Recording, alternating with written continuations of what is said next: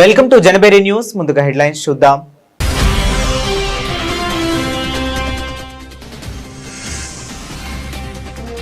భారత్ ఏఐలో భయాన్ని కాదు అదృష్టాన్ని చూస్తుంది. ఏఐ ఇంపాక్ట్ సమ్మిట్ లో ప్రధాని నరేంద్ర మోదీ.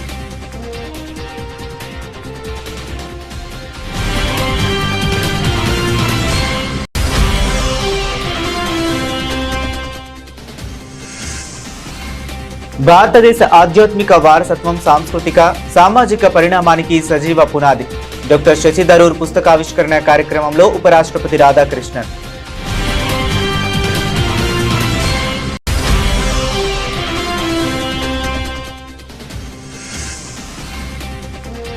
కాలేజీలు స్కూళ్లకు ఏఐని అందుబాటులోకి తీసుకొస్తాం. వివరాలు వెల్లడించిన కేంద్ర మంత్రి అశ్విని వైష్ణవ్.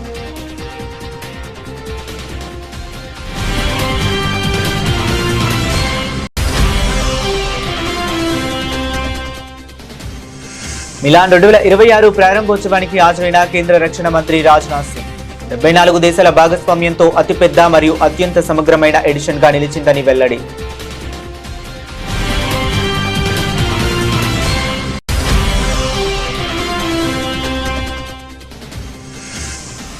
మంత్రుల అవినీతి వారికి చెంచాగారి చేస్తున్న ఐఏఎస్ అధికారుల జాబితా మా వద్ద ఉంది. హెచ్చరించిన కేంద్ర మంత్రి బండి సంజయ్.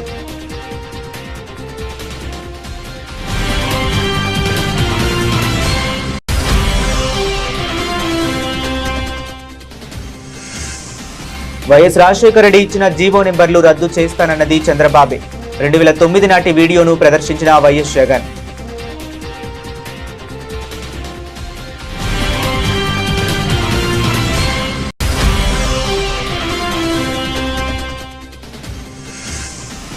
కనీసం ఈ బడ్జెట్ నైనా వాస్తవాల ఆధారంగా వాస్తవికతకు దగ్గరగా రూపొందించాలి. ప్రభుత్వాన్ని డిమాండ్ చేసిన మాజీ మంత్రి హరీష్ రావు.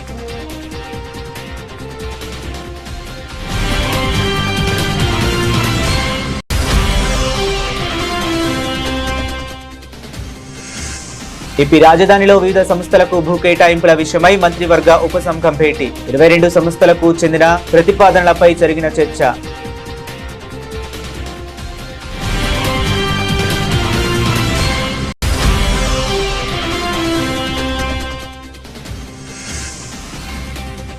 ఇరవై ఏళ్లుగా పార్టీని పీడిస్తున్న కోవర్టులంతా వెళ్లిపోండి.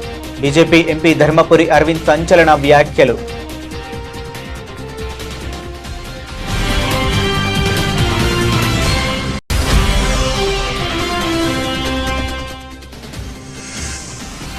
ట్యాంక్ బండ్పై మహాత్మా జ్యోతిరావు పూలే విగ్రహ ఏర్పాటు పనులకు పరిశీలించిన కల్వకుంట్ల కవిత. పూలే గారి విగ్రహం అసెంబ్లీలో కూడా ఉండాలని డిమాండ్.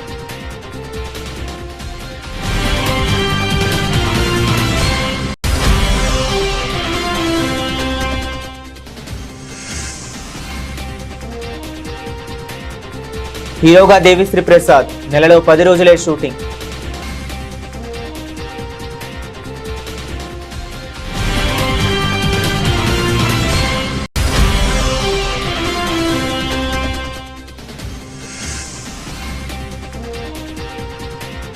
పసిడి ప్రియులకు బ్యాడ్ న్యూస్. తగ్గినట్టే తగ్గి మళ్లీ పెరిగిన బంగారం వెండి ధరలు.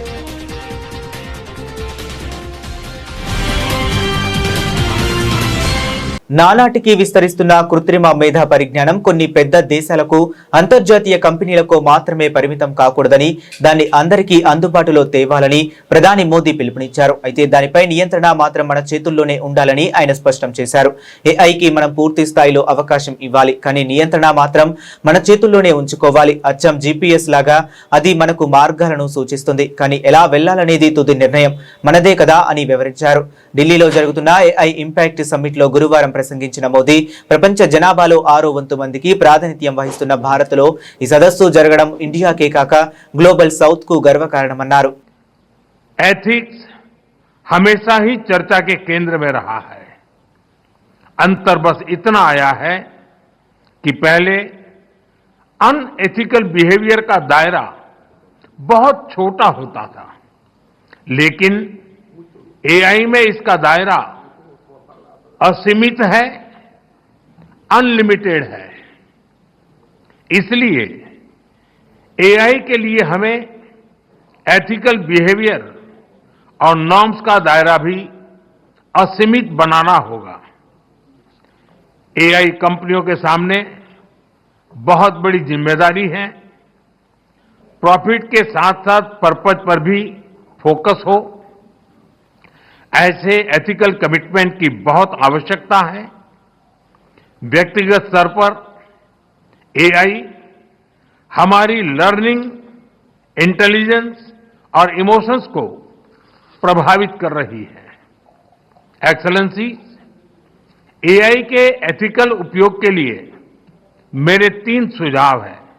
फर्स्ट, डेटा सॉवरेनिटी को रिस्पेक्ट करते हुए एआई ट्रेनिंग के लिए एक डेटा फ्रेमवर्क बने। जैसे एआई में कहा जाता है, गार्बेज इन, गार्बेज आउट। अगर डेटा सुरक्षित, संतुलित, विश्वसनीय नहीं होगा तो आउटपुट भी भरोसेमंद नहीं होगा। इसलिए ग्लोबल ट्रस्टेड डेटा फ्रेमवर्क जरूरी है। सेकंड, एआई प्लेटफॉर्म अपने सेफ्टी रूल्स बहुत क्लियर और ट्रांसपेरेंट रखें। हमें ब्लैक बॉक्स के बदले ग्लास बॉक्स अप्रोच चाहिए, जहां सेफ्टी रूल्स देखे और वेरीफाई किए जा सके। तब अकाउंटेबिलिटी भी क्लियर होगी और बिजनेस में एथिकल बिहेवियर को भी। డాక్టర్ శశిధరూర్ రచించిన the sage who reimagines Hinduism, the life, lessons and legacy of Sree Narayana Guru పుస్తకాన్ని ఉపరాష్ట్రపతి సిపి రాధాకృష్ణ న్యూఢిల్లీలో ఆవిష్కరించారు. ఈ సందర్భంగా ఆయన మాట్లాడుతూ భారతదేశ ఆధ్యాత్మిక వారసత్వం కేవలం విశ్వాసానికి సంబంధించిన విషయం కాదని, ఇది మన సాంస్కృతిక మరియు సామాజిక పరిణామానికి సజీవ పునాది అని చెప్పుకొచ్చారు. India's spiritual heritage is not merely a matter of faith. It is the living foundation of our great culture and the social evolution.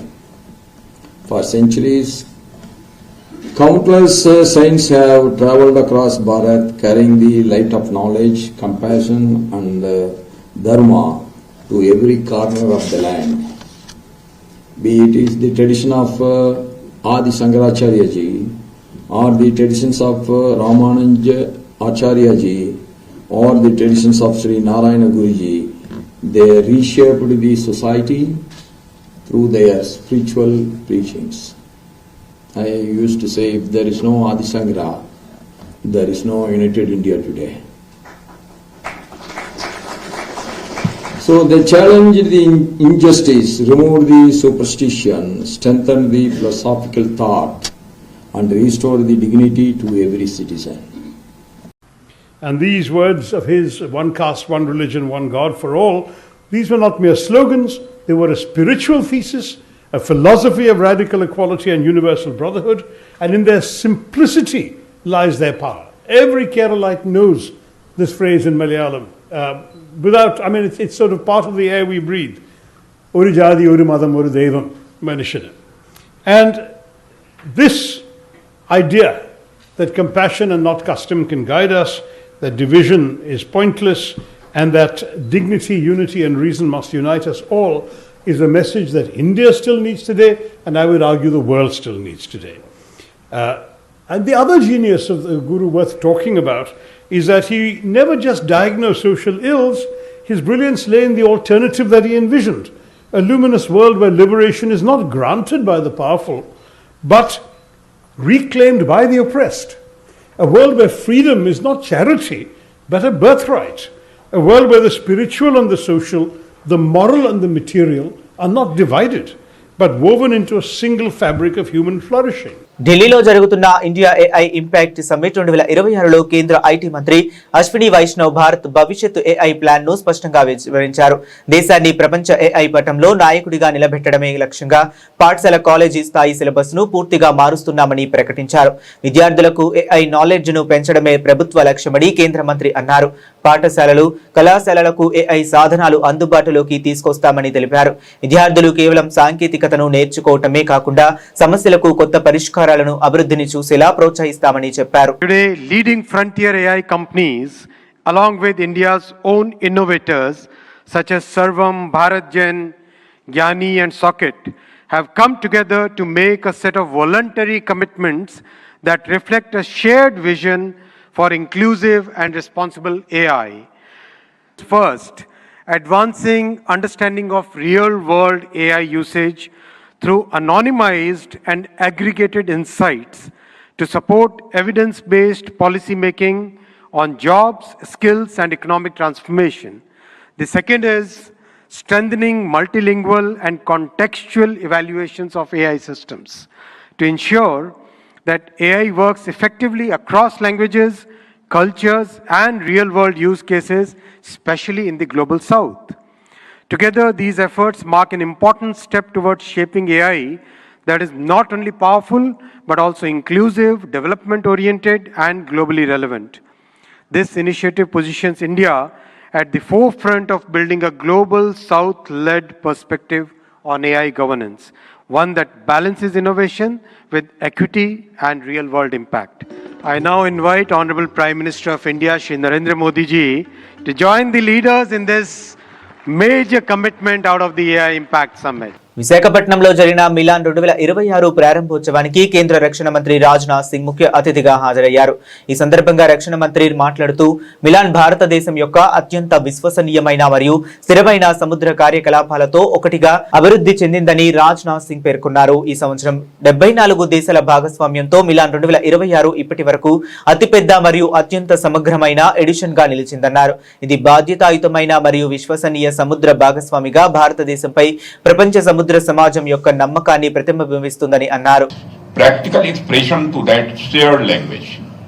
Today we carry forward that cohesive spirit and maritime momentum from ceremony to substance as we transition decisively into the operational aspect of maritime engagement through Milan.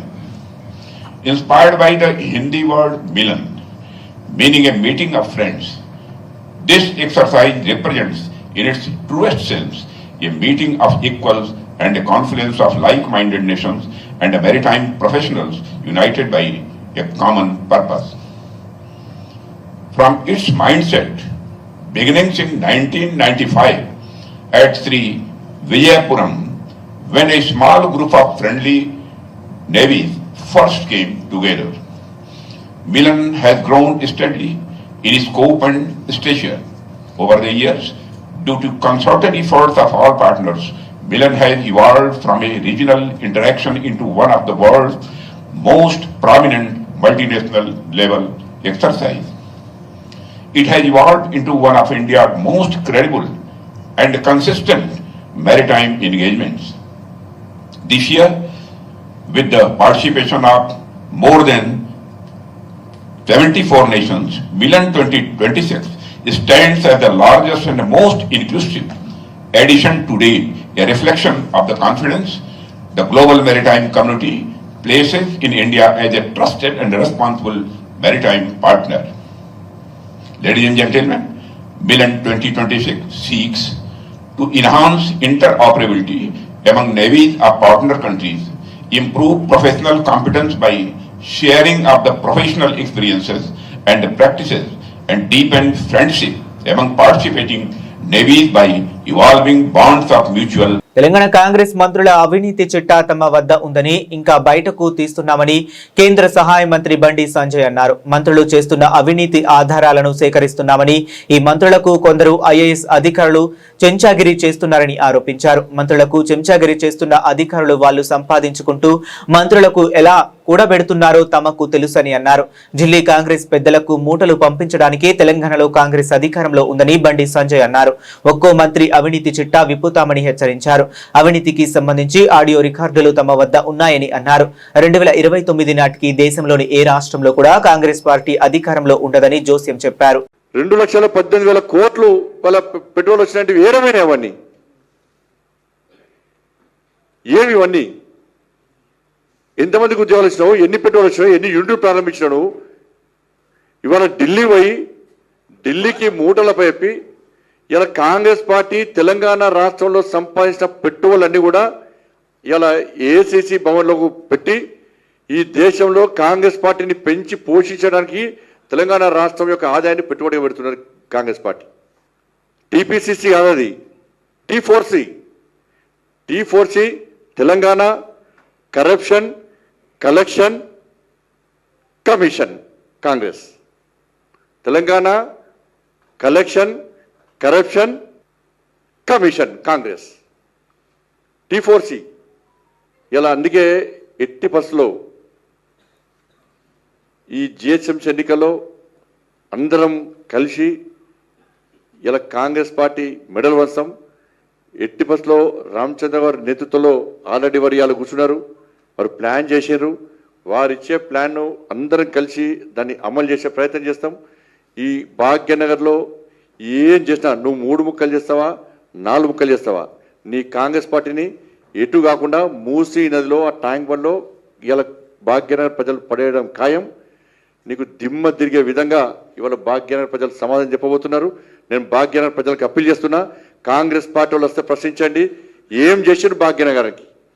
వాళ్ళు చేసేది కేంద్ర ప్రభుత్వాన్ని విమర్శించడం తప్ప కేంద్ర ప్రభుత్వం ఇచ్చే నిధులను దారి మళ్లించి కేంద్రం చేస్తున్న అభివృద్ధి విషయంలో వాళ్ళ ఫోటోలు పెట్టుకొని కేంద్రం ఏం చేయలేదని చెప్పి ఒక తప్పుడు ప్రచారం చేయడం తప్ప కాంగ్రెస్ పార్టీ 2 సంవత్సరాలు ఏం చేసిందో మీ ఇంటి ముందరకు వచ్చే కాంగ్రెస్ పార్టీ నాయకులు ప్రశ్నించండి. ఇప్పుడు ప్రశ్నించకుంటే ఇలా భాగ్యనగర్ ప్రజల భవిష్యత్తు అంధకారం అవుతుంది, మన బతుకులు సర్వనాశనం అవుతాయి. కాంగ్రెస్ పార్టీ ఇవాళ మోసపూరితమైన పార్టీ. మన బతుకులు నాశనం చేయడానికి, అక్రమంగా డబ్బులు సంపాదించుకోవడానికి, ఢిల్లీకి మూటలు అప్పచెప్పడానికి మాత్రమే కాంగ్రెస్ పార్టీ తెలంగాణ రాష్ట్రంలో అధికారం ఉంది తప్ప ఇలా భాగ్యనగర్ బాగు చేయడానికి మాత్రం కాదన్న విషయాన్ని ఇలా భాగ్యనగర్ ప్రజలు గుర్తించాలి. అడగండి, పక్క అడగండి, ప్రతి ఇంటికి వచ్చే కాంగ్రెస్ పార్టీ అడగండి. టీఆర్ఎస్ పార్టీ 11 సంవత్సరాలు ఏం చేసాడు? దేవదేవుడికి 7 కొండలు చెందుతాయని జీవోలు ఇచ్చిందే అప్పటి ముఖ్యమంత్రి వైఎస్ రాజశేఖర రెడ్డి అని వైఎస్ఆర్సీపీ అధినేత వైఎస్ జగన్మోహన్ రెడ్డి స్పష్టం చేశారు. జీవో నెంబర్ 746, 747 వైఎస్ఆర్ ఇచ్చారని 350 కిలోమీటర్ల పరిధిని పెంచి తిరుమల కొండపైకి మిగిలిన 19 దేవాలయాల్లోని అన్యమత ప్రార్థనలు జరగకుండా జీవోలు ఇచ్చింది కూడా వైఎస్ఆర్ అని అన్నారు.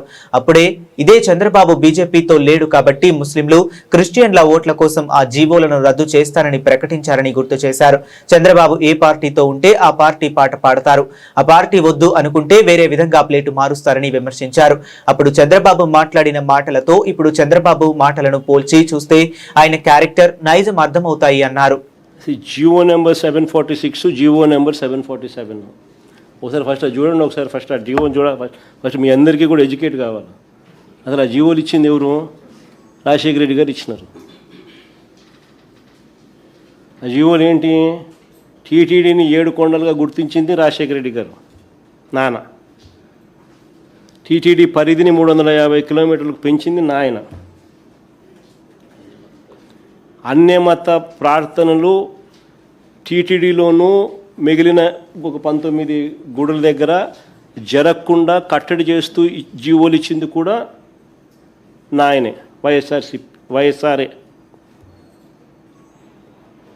చంద్రబాబు నాయుడు గారు అప్పట్లో బీజేపీతో లేడు, ముస్లిం ఓట్స్తో పనిపడింది, క్రిస్టియన్ ఓట్స్తో పనిపడింది. అప్పుడు ఇదే చంద్రబాబు నాయుడు గారు ఏమన్నా 2009లో 746 జీవో 747 జీవో వైఎస్ఆర్ గారు ఇచ్చినారు, మేము వచ్చినా క్యాన్సిల్ చేస్తామన్నాడు. ఇది హిస్టరీ. ఆ వీడియో రికార్డ్ ప్లే చేయి మా చంద్రబాబు నాయుడు అన్న మాటలు ఉన్నా. సడన్గా అడిగేసరికి ఎన్ని అంతా మా రీసెర్చ్ వాళ్ళు అంత ఇబ్బంది పడతారు. వీడియో క్లిప్పింగ్ పంపిస్తాను నేను చంద్రబాబు నాయుడు అన్న మాటలు, 2009లో చంద్రబాబు నాయుడు అన్న మాటలు. జీవో నెంబర్ 746, జీవో నెంబర్ 747 మీద మీ అందరికీ తెలుసుకోవాలి ఏ రకంగా చంద్రబాబు నాయుడు గారు ఏ పార్టీతో ఒక పార్టీతో ఉంటే ఆ పార్టీ పాట పాడతాడు. మళ్ళీ ఆయనకు ఓట్లు అవసరం ఉన్నప్పుడు ఆ పార్టీ వద్దు అనుకున్నప్పుడు మళ్ళీ ఓటర్తో మళ్ళీ వేరే రకంగా పని పడినప్పుడు మళ్ళీ ఏ రకంగా ప్లేటు మారుస్తారనేది ఎగ్జాక్ట్గా నీకు ఆ GO number 746, GO number 747 YSR గారు చేసినది. ఆ తర్వాత చంద్రబాబు నాయుడు గారి ప్రసంగం 2009లో ఆయన చేసిన ప్రసంగం. మళ్ళీ ఇప్పుడు చంద్రబాబు నాయుడు ఇప్పుడు ఏమంటున్నాడు ఇవి కూడా కంపేర్ చేసినామనంటే చంద్రబాబు నాయుడు గారి క్యారెక్టర్ ఏంది, నైజం ఏంది అనేది అర్థమవుతుంది. కానీ సారాంశం అయితే అదే మొత్తానికి ఆ ప్లే చేసి చంద్రబాబు నాయుడు మాటలు ప్లే చేసి సరిపోతుంది. 746, 47 జీవోలు 2 వచ్చాయి. నేనున్నప్పుడు ఎప్పుడు కూడా 746 కానీ 47 జీవోలు అవసరం రాలేదు. ఈ ప్రభుత్వం వచ్చిన తర్వాత ఈ 2 జీవోలు కూడా వచ్చాయి. తెలుగుదేశం పార్టీ దీనికి వ్యతిరేకంగా ఉంటాం. రేపు అధికారంకి వస్తానే ఈ 2 జీవోలు కూడా తీసేస్తామని చెప్పి కూడా నేను మీ అందరికీ హామీ ఇస్తున్నాను. వాస్తవాలకు దగ్గరగా బడ్జెట్ రూపొందించాలని మాజీ మంత్రి హరీష్ రావు రాష్ట్ర ప్రభుత్వాన్ని డిమాండ్ చేశారు. ఈ నెల 26వ తేదీ నుంచి శాసనసభ బడ్జెట్ సమావేశాలు ప్రారంభం కానున్న నేపథ్యంలో హరీష్ రావు ఈ వ్యాఖ్యలు చేశారు. ఈ విషయమై ఆయన మీడియాతో మాట్లాడుతూ కాంగ్రెస్ ఇచ్చిన హామీలకు నిధులు కేటాయించాలన్నారు.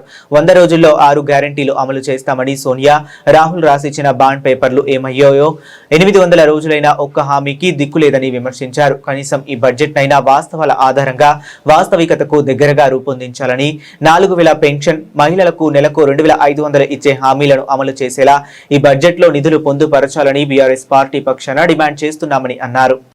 ఈ నెల 26వ తేదీ నుంచి అసెంబ్లీ బడ్జెట్ సమావేశాలు జరుగుతున్నట్టుగా వార్తలు వస్తా ఉన్నాయి. రేవంత్ రెడ్డి ప్రభుత్వం అధికారంలోకి వచ్చి 2.5 ఏళ్లైంది. సగం కాలం పూర్తయింది. ఆనాడేమో బాండ్ పేపర్ల మీద రాసిచ్చారు.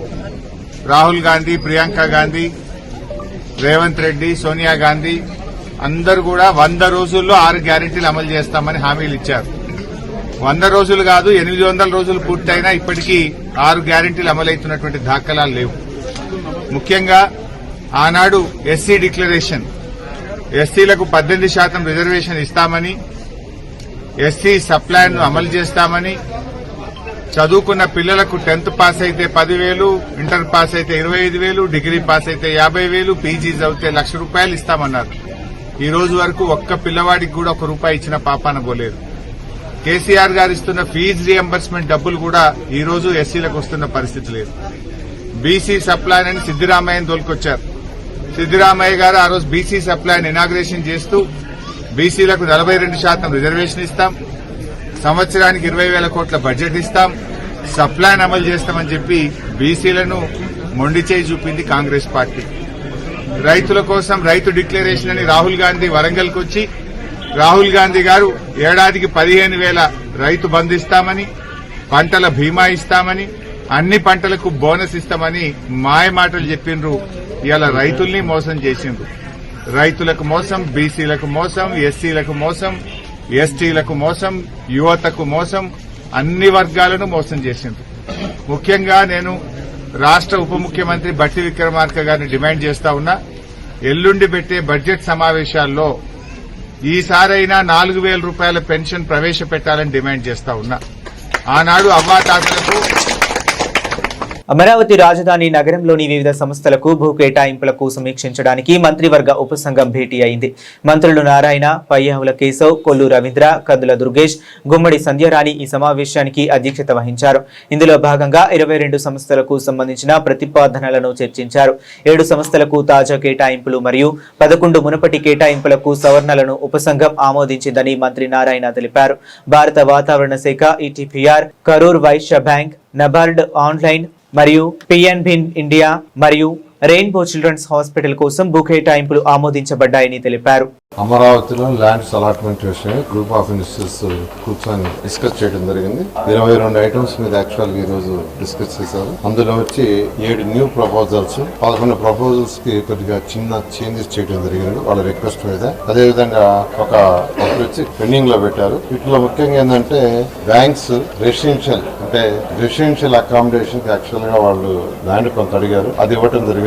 అదేవిధంగా ఇండియన్ మెట్రలాజికల్ డిపార్ట్మెంట్ వాళ్ళకి ఒక 1 acre ఇవ్వడం జరిగింది. అదేవిధంగా ఈపీటీఆర్ కి 0.74 acre, కరూరా వైశ్య బ్యాంక్ కి 0.4 acre, నాబార్డ్ కి ఒక 1.1 acre, పంజాబ్ నేషనల్ బ్యాంక్ కి 1/2 acre, అదేవిధంగా రెయిన్బో చిల్డ్రన్ హాస్పిటల్ కి 2 acres ల్యాండ్స్ ని ఈ రోజు ఇచ్చి ఇంతవరకు ఇచ్చిన ల్యాండ్స్ దాని మీద ఏమేం చేశారు, ఎలా చేశారు, ఎవరు స్టార్ట్ చేశారు, ఎవరు స్టార్ట్ చేయలేదు, దాని మీద యాక్చువల్ ఈ రోజు గ్రూప్ ఆఫ్ మినిస్టర్స్ డిస్కస్ చేద్దాం. అమరావతి రాజు అందరికీ తెలిసిందే ఈ రోజు ఎంతో వేగవంతంగా ముందుకు పోతుంది. ట్రంక్ రోడ్స్ కావచ్చు, లేఅవుట్స్ రోడ్స్ కావచ్చు, లేదా బిల్డింగ్స్ టవర్స్ కావచ్చు, అసెంబ్లీ కావచ్చు, హైకోర్టు కావచ్చు, ఎంతో వేగవంతంగా జరుగుతుంది. ఈ రోజు రాష్ట్రం అంతా, దేశం అంతా మన అమరావతి గురించి ఎంతో పాజిటివ్గా మాట్లాడతారు. బీజేపీలో ఉంటూ 20 ఏళ్లుగా పార్టీని పీడిస్తున్న కోవర్టులు వెళ్లిపోవాలని నిజామాబాద్ ఎంపీ ధర్మపురి అరవింద్ సంచలన వ్యాఖ్యలు చేశారు. ఉత్తర తెలంగాణలో బీజేపీ బాగా బలపడిందని, దక్షిణ తెలంగాణలో మరింత బలోపేతం కావాల్సి ఉందని అన్నారు. బీజేపీ భూస్థాపితం అవుతుందన్న కల్వకుంట్ల కవిత వ్యాఖ్యలను పట్టించుకోవాల్సిన అవసరం లేదని అరవింద్ కొట్టిపారేశారు. ఎవరు భూస్థాపితం అయ్యారో మీకు తెలియదా అని కవితను ప్రశ్నించారు. నిజామాబాద్ లో కాంగ్రెస్ కు బీఆర్ఎస్ మద్దతు ఇచ్చిందని, కేసులు ఉన్నందువల్లే అండగా నిలిచిందని ఆదేశించారు. వీళ్ళు చేసిండ్రు, వాళ్ళు చేయించుకున్నారు. అంటే ఇది 100% ఈయన కేసులన్నీ ఆయన కాపాడుతున్నాడు. వీళ్ళ కేసులు వాళ్ళు కాపాడుతున్నారు కాంగ్రెస్ వాడు కాబట్టి వీళ్ళు చేయించుకున్నారు. అది చేసిండు. ఇక నేను ఒకటి చెప్పేది, నా దగ్గర నేను ఎవరిని నేను కొనను, నేను ఎవరిని అడుక్కోను. ప్రజలు నాకు 28 ఇచ్చారు. నేను ఎందుకు ఈ రకంగా ఉంటాయంటే, నేను 90లలో 2000 సంవత్సరంలలో రాజశేఖర్ రెడ్డి చనిపోయే వరకు నేను రాజకీయాలు చూసినోడిని, అసెంబ్లీ డిబేట్లు చూసినోడిని, విన్నోడిని. ఇక్కడ కడపల రాజశేఖర్ రెడ్డి బలమైన నాయకుడు ఉన్నప్పుడు 99కి వెళ్ళి 2009 దాకా తెలుగుదేశం సీట్లు ఎక్కువ గెలుస్తుండే అసెంబ్లీ. చిత్తూరులో చంద్రబాబు ముఖ్యమంత్రి ఉన్నప్పుడు కాంగ్రెస్ బలంగా ఉంటుంది. పెద్ద అప్పుడు ఉమ్మడి రాష్ట్రంలో ఉమ్మడి జిల్లాలు పెద్ద జిల్లాలు జెడ్పీ చైర్మన్ కాంగ్రెస్ గవర్నమెంట్ ఉంటే జెడ్పీ చైర్మన్ తెలుగుదేశం గెలుస్తుండే. అక్కడక్కడ తెలుగుదేశం గవర్నమెంట్ ఉంటే కాంగ్రెస్ వాళ్ళు గెలుతురు, మేయర్లు కానీ జెడ్పీ చైర్మన్లు కానీ. ఒక ప్రజాస్వామ్యం, గెలిచినోడిని మనము అభినందించాలి, గెలిచినోడిని మనము గౌరవించాలి. మనము ఎలక్షన్లు అయిపోయినాక ఏ పార్టీ వాడైనా ఎక్కడ ఉన్నా కూడా, ఏ పొజిషన్లో ఉన్నా కూడా అడ్మినిస్ట్రేటివ్ అందరికీ సమానంగా నడపాలి. ఈ వ్యవస్థ ఈ రకంగా చూసినోని నేను. ఇది కేసీఆర్ అనేవాడు ముఖ్యమంత్రి అయినాక ప్రతి ఒక్కరిని కొనుక్కోవటము, అవతల పార్టీ ఉండొద్దు అని దేనికోసం చేసిండు? కుటుంబ అవినీతి ఎక్కడ కూడా క్వశ్చన్ కాకుండా వేరే పార్టీ వాడు జిల్లా పరిషత్ చైర్మన్ ఉన్నా, మేయర్ ఉన్నా, ఇంక ఎమ్మెల్యే ఉన్నా అక్కడ నేను కాళేశ్వరంలో దోసుకోలేను, భగీరథలో దోసుకోలేను, నేను ఈ వేరే అవినీతి కార్యక్రమాలలో దోసుకోలేను. కాబట్టి వాళ్ళని కలిపేసుకోండి, వాళ్ళకి పైసలు ఇచ్చి కొనుక్కోండి, వాళ్ళని బెదిరించండి. ఈ రకంగా కేసీఆర్ మొత్తం వ్యవస్థని నాశనం చేసిండు, ప్రజాస్వామ్య వ్యవస్థ. ఇప్పుడు రేవంత్ అదే దూరంలో పోతా ఉన్నాడు. కానీ ఇవన్నిట్లో మనము పెట్టి పాలిటిక్స్ కి పడిపోయి మనం దేనికైతే మనం ట్యాంక్ బండ్ పై ఐమాక్స్ ఎదురుగా ఉన్న లేక్ వ్యూ పార్క్ లో మహాత్మా జ్యోతిరావు పూలే గారి విగ్రహ ఏర్పాటు పనులను తెలంగాణ జాగృతి అధ్యక్షురాలు కల్వకుంట్ల కవిత పరిశీలించారు. అనంతరం కవిత మీడియాతో మాట్లాడుతూ 2.5 ఏళ్లుగా పూలే గారి విగ్రహం ఏర్పాటు కోసం జాగృతి పోరాటం చేస్తుందని అన్నారు. ట్యాంక్ బండ్ మీద విగ్రహం ఏర్పాటు చేయడం పాక్షిక విజయమే అని చెప్పుకొచ్చారు. పూలే గారి విగ్రహం అసెంబ్లీలో కూడా ఉండాలన్నది తమ డిమాండ్ అని పేర్కొన్నారు.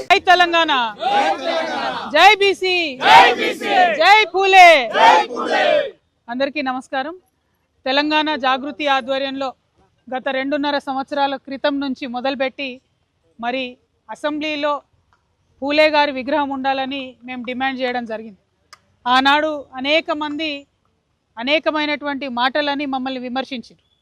కానీ ఇవాళ మేము చేసినటువంటి వరుస పోరాటాలతోని దిగి వచ్చినటువంటి ప్రభుత్వం మరి పూలే గారి విగ్రహాన్ని ట్యాంక్ బండ్ మీద పెట్టడానికి వారు ప్రయత్నాలు ప్రారంభించినారు. కానీ ఇది పాక్షిక విజయం మాత్రమే. ఇక్కడ పెట్టడం అనేటటువంటిది వారి గౌరవానికి సంపూర్ణంగా మంచిదని నేను అనుకోవడం లేదు. ట్యాంక్ బండ్ మీద ఉండడంతో పాటు అసెంబ్లీలో పూలే గారి విగ్రహం ఉండాల్సిందే అనేది తెలంగాణ జాగృతి బలంగా నమ్ముతా ఉన్నది. మరి ఇవాళ కాంగ్రెస్ ప్రభుత్వం పెట్టకపోతే రేపు పొద్దున జాగృతి ప్రభుత్వం ఏర్పడ్డప్పుడైనా పూలే గారి విగ్రహాన్ని అసెంబ్లీలో ఖచ్చితంగా పెడతామని తెలియజేస్తూ ఉన్నాం. మరి ఇక్కడ ఇవాళ మేము సైట్ విజిట్ చేయడం జరిగింది. ఇక్కడ ఉన్నటువంటి ఎవరైతే ఈ పనులు చేస్తూ ఉన్నారో వాళ్ళు చెప్తా ఉన్నారు, ఇంతవరకు విగ్రహానికి సంబంధించి కూడా ఒక విగ్రహం ఉంటుందా లేకపోతే అమ్మ సావిత్రిబాయి గారితో కలిసి విగ్రహం ఉంటుందా అనేటటువంటి క్లారిటీ ప్రభుత్వం ఇవ్వడం లేదు. అదేవిధంగా మేము కోరుతా ఉన్నాం, ఎప్పుడంటే అప్పుడు ప్రజలు వచ్చి వారికి నివాళులు అర్పించుకునే విధంగా, వారి నుండి స్ఫూర్తి పొందే విధంగా ఏర్పాట్లు ఉండాలి. అందరికీ ఎప్పుడు ఓపెన్గా ఉండాలి. ఈ విగ్రహం క్లోజ్ చేసి పెట్టొద్దు. అదేవిధంగా ఈ చుట్టుపక్కల ఉన్నటువంటి అనేక విగ్రహాలకు సరిసమానంగా ధీటుగా అంతే ఎత్తులో అంతే గంభీరంగా ఈ విగ్రహం ఉండాలని చెప్పి మేము ప్రభుత్వాన్ని డిమాండ్ చేస్తూ ఉన్నాం. విగ్రహాలు ఒకటే కాదు, బీసీల రిజర్వేషన్ పట్ల కూడా మరి ప్రభుత్వం చిత్తశుద్ధితో లేదనే విషయం మొన్న జరిగినటువంటి మున్సిపల్ ఎన్నికల్లో మనందరం కూడా చూడడం జరిగింది. ఇప్పటికైనా రేవంత్ రెడ్డి గారు జెడ్పీటీ. ప్రముఖ సంగీత దర్శకుడు దేవిశ్రీ ప్రసాద్ హీరోగా అరంగేట్రం చేయబోతున్నాడు. బలగం చిత్రంతో సంచలనం సృష్టించిన వేణు ఎల్దండి దర్శకత్వంలో తెరకెక్కుతున్న ఎల్లమ్మ సినిమాతో ఆయనకు కథానాయకుడిగా పరిచయం కానున్నాడు. సంగీత దర్శకుడిగా అత్యంత బిజీగా ఉన్నప్పటికీ ఈ సినిమా కోసం నెలలో కేవలం 10 రోజులు మాత్రమే కేటాయించేలా నిర్మాత దిల్ రాజుతో ప్రత్యేక ఒప్పందం కుదుర్చుకున్నట్లు డీఎస్పీ స్వయంగా వెల్లడించారు. ఇక నిజానికి దేవిశ్రీని హీరోగా పరిచయం చేయాలని దర్శకుడు సుకుమార్ ఎప్పుడూ ప్లాన్ చేశాడు. అయితే తన తండ్రి మరణించడంతో ఆ ప్రాజెక్టుపై దృష్టి పెట్టలేకపోయానని, అందుకే అది ఆగిపోయిందని డీఎస్పీ తాజాగా ఓ ఇంటర్వ్యూలో తెలిపాడు. సుకుమార్తో పాటు దర్శకులు త్రివిక్రమ్, హరీష్ శంకర్, నిర్మాత దిల్ రాజు వంటి వారు తనను ఎప్పటి నుంచో నటన వైపు ప్రోత్సహించారని ఆయన గుర్తు చేసుకున్నాడు. ఎట్టకేలకు ఎల్లమ్మ చిత్రంతో ఆయన నటుడిగా మారాలన్న కల నెరవేరుతుంది. గ్రామీణ నేపథ్యంలో దైవిక అంశాలతో ముడిపడిన ఈ కథలో డీఎస్పీ ఒకప్పుడు డప్పు కళాకారుడి పాత్రలో కనిపించనున్నాడు. ఈ సినిమా గురించి దేవిశ్రీ మాట్లాడుతూ, నిర్మాత దిల్ రాజు నన్ను సంప్రదించి ఈ సినిమా కోసం నెలలో 10 రోజులు కేటాయిస్తే చాలని, మిగిలిన సమయంలో నా సంగీత ప్రస్థానాన్ని కొనసాగించవచ్చని భరోసా ఇచ్చాడు. సంగీత దర్శకుడిగా నా తొలి సినిమా దేవి, ఇప్పుడు నటుడిగా మరో దేవత పేరున్న ఎల్లమ్మ చిత్రానికి పనిచేయటం ఆనందంగా ఉంది అని పేర్కొన్నాడు. ఈ చిత్రానికి సంగీతాన్ని కూడా ఆయనే అందిస్తుండడం విశేషం. దేశంలో నిన్న బంగారం, వెండి ధరలు ఒక్కసారిగా పెరిగాయి. అంతకుముందు 2 రోజుల పాటు దిద్దుబాటుకు గురైన ధరలు పుంజుకున్నాయి. భౌగోళిక రాజకీయ అనిశ్చితులు, అమెరికా ఫెడరల్ రిజర్వ్ వడ్డీ రేటు కోత ఉంటుందన్న అంచనాలు పెరగడంతో ధరలకు మళ్లీ రెక్కలొచ్చాయి. గుడ్ రిటర్న్స్ వెబ్సైట్ ప్రకారం శుక్రవారం ఉదయం 6 గంటల సమయంలో హైదరాబాద్ బులియన్ మార్కెట్లో 24 క్యారెట్ల 10 గ్రాముల బంగారం ధర 1,56,500గా ఉంది. నిన్న ఇదే సమయానికి ఉన్న ధరలతో పోలిస్తే దాదాపు 2,230 మేర పెరిగింది. 22 క్యారెట్ల 10 గ్రాముల ధర కూడా 2,110 మేర పెరిగి 1,43,460కు చేరుకుంది. ఇక నగరంలో వెండి ధర కూడా 10,000 మేర పెరిగింది. ప్రస్తుతం కిలో వెండి ధర 2,70,100గా ఉంది. నేడు విడుదల కానున్న ఫెడరల్ రిజర్వ్ ద్రవ్య పరపతి విధాన సమావేశం తాలూకు వివరాల ప్రభావం ట్రేడింగ్ పై ఉంటుందని నిపుణులు చెబుతున్నారు. త్వరలో విడుదల కానున్న అమెరికా జీడీపీ 4వ త్రైమాసిక ఫలితాలకు అనుగుణంగా బంగారం ధరలో హెచ్చుతగ్గులు ఉండనున్నాయి. బులెటిన్ ముగించే ముందు మరొకసారి హెడ్లైన్స్ చూద్దాం.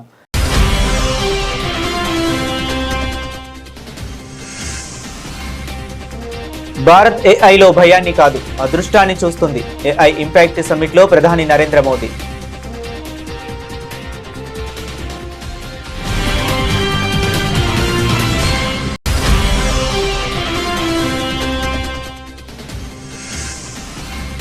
భారతదేశ ఆధ్యాత్మిక వారసత్వం సాంస్కృతిక, సామాజిక పరిణామానికి సజీవ పునాది. డాక్టర్ శశి థరూర్ పుస్తకావిష్కరణ కార్యక్రమంలో ఉపరాష్ట్రపతి రాధాకృష్ణన్.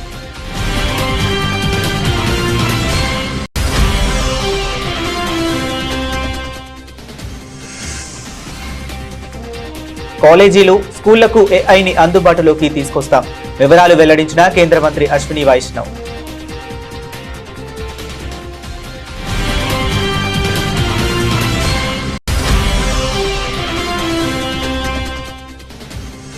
మిలాన్ 2026 ప్రారంభోత్సవానికి హాజరైన కేంద్ర రక్షణ మంత్రి రాజ్నాథ్ సింగ్ 74 దేశాల భాగస్వామ్యంతో అతిపెద్ద మరియు అత్యంత సమగ్రమైన ఎడిషన్ గా నిలిచిందని వెల్లడి.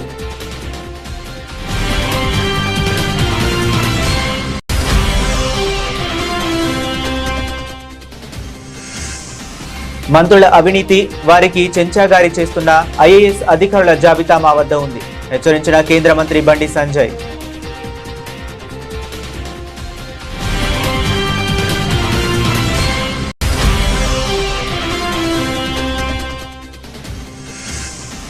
వైఎస్ రాజశేఖర రెడ్డి ఇచ్చిన జీవో నెంబర్లు రద్దు చేస్తానన్నది చంద్రబాబే. 2009 నాటి వీడియోను ప్రదర్శించిన వైఎస్ జగన్.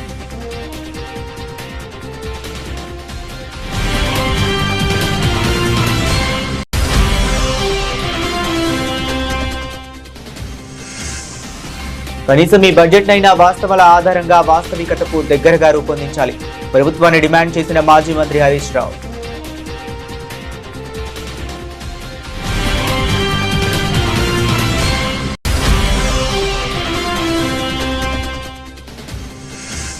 ఏపీ రాజధానిలో వివిధ సంస్థలకు భూ కేటాయింపుల విషయమై మంత్రివర్గ ఉపసంఘం భేటీ. 22 సంస్థలకు చెందిన ప్రతిపాదనలపై జరిగిన చర్చ.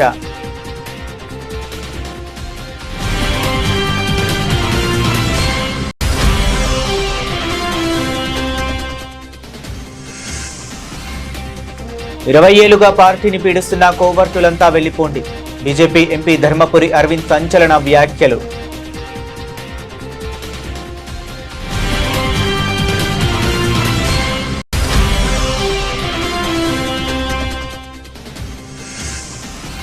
ట్యాంక్ బండ్పై మహాత్మా జ్యోతిరావు పూలే విగ్రహ ఏర్పాటు పనులకు పరిశీలించిన కల్వకుంట్ల కవిత. పూలే గారి విగ్రహం అసెంబ్లీలో కూడా ఉండాలని డిమాండ్.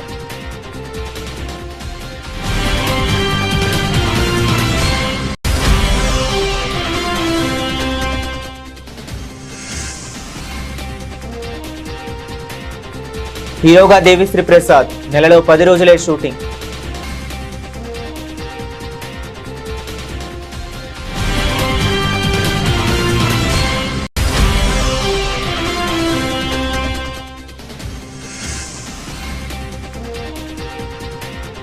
పసిడి ప్రియులకు బ్యాడ్ న్యూస్.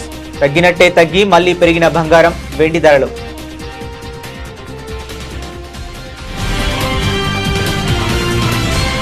ఇవి ఇప్పటి వరకు ఉన్న అప్డేట్స్. మరిన్ని అప్డేట్స్ కోసం కీప్ వాచింగ్.